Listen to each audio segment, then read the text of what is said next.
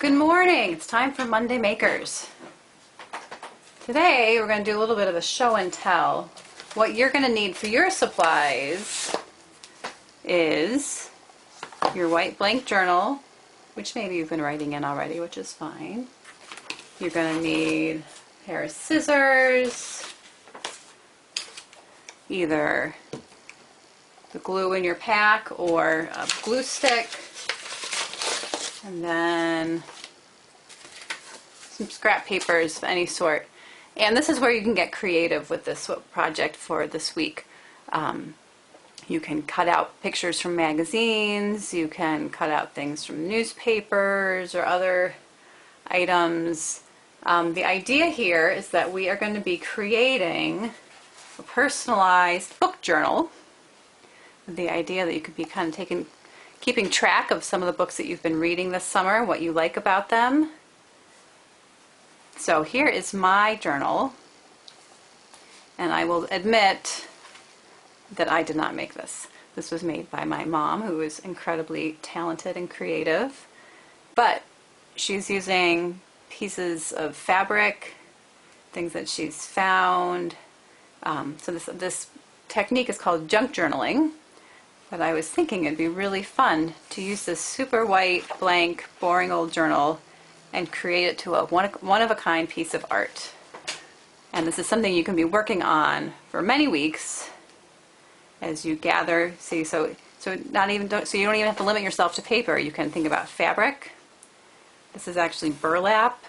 There's some pieces of lace. And the fun thing that's fun about this is that what we're going to challenge ourselves with today is kind of thinking about pockets. So any book can just have a plain page, but once you put a little pocket in there and then you can make a little note, that makes it kind of fun, and it doesn't have to be fancy. So in this case, she just has a piece of burlap. She put some cut paper over it and just glued it on 3 sides, and then you have a pocket. That's one easy way to do it. Another way to make a pocket is to have 2 pieces of paper together, and you can even do this right with these 2 pieces of paper where you just glue just on those 2 sides. Maybe give yourself a little cutout tab and then let it glue together. Then you have a pocket that you can put something else in.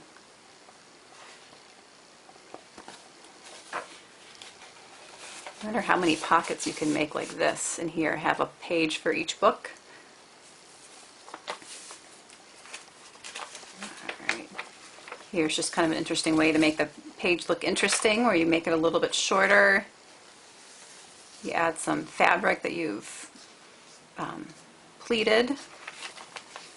Here's another simple kind of pocket.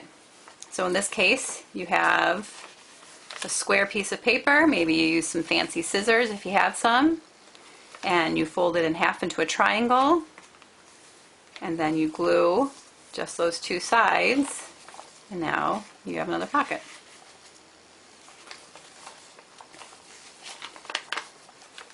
Here's a simple pocket with a fold over, and again there's just glue here, and you can make a little mini book. In this case, she used her sewing machine to bind it, but you can do that by hand. You have scissors and embroidery floss, which we will be using in our next project. This is a fun kind of pocket, which is made with an envelope. So you get an envelope in the mail, again, you can use your fancy scissors or just plain scissors, make 2 V's, glue it here and here, and now you have another pocket. In this case, just a piece of paper that was interesting. You can write some things on it.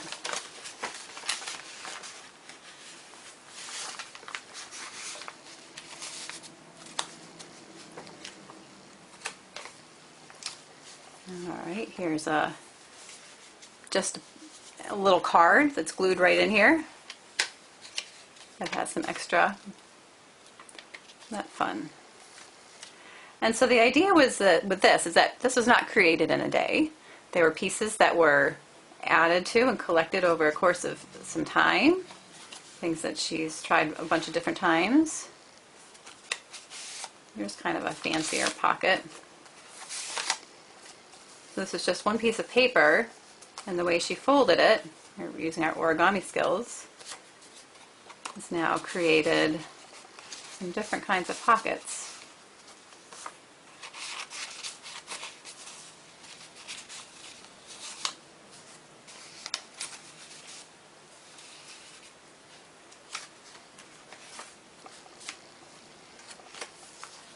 All right. And, you know, you can use some rubber stamps, cutouts of words. Here's another one of those corner pockets.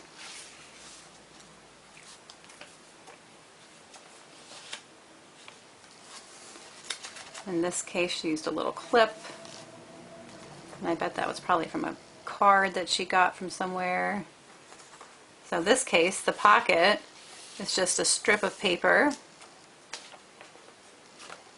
It's glued at the ends, a little fabric over it.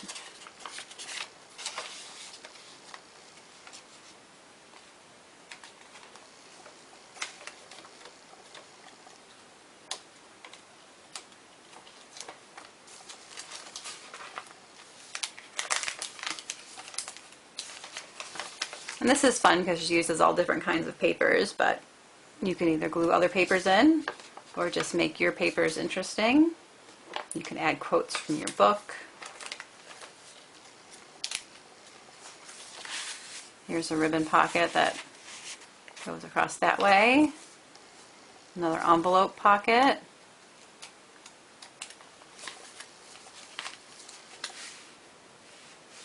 Here's another kind of mini book.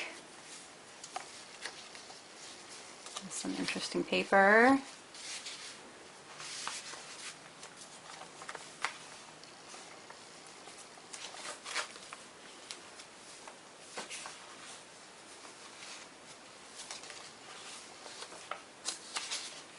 All right.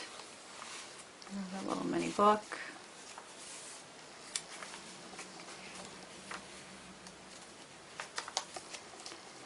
And another at the end, another pocket, full-size pocket.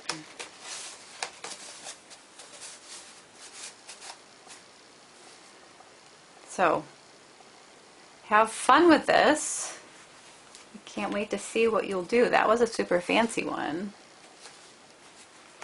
Here's one that was Cecilia's, where she was working. It was actually a birthday journal.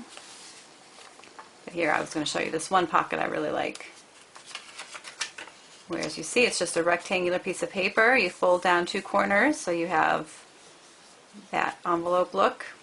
Fold it in thirds and then have something to tuck it under. You see some of the same kind of techniques.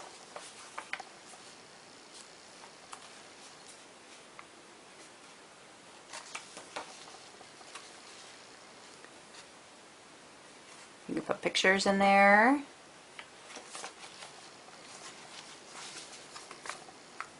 You can see here, this was something out of her junk mail, but she turned it into a piece of art, so that's another thing you can do. You can look through your recycling bin.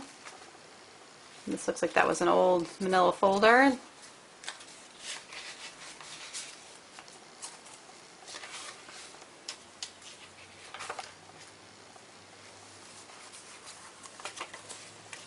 Here's kind of a triple flap here. Oh, Cecilia put a little origami bird in there.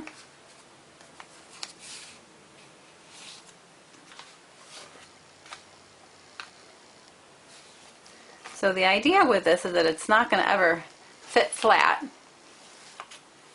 but that you're adding extra layers. Here's a fun, so see this fold. So here's a piece of origami paper, fold it in half again. That's similar to, remember those pockets that we made, those little cups, that's the same idea, except it's flat, and now it's turned into a pocket. So here's with some double-sided origami paper.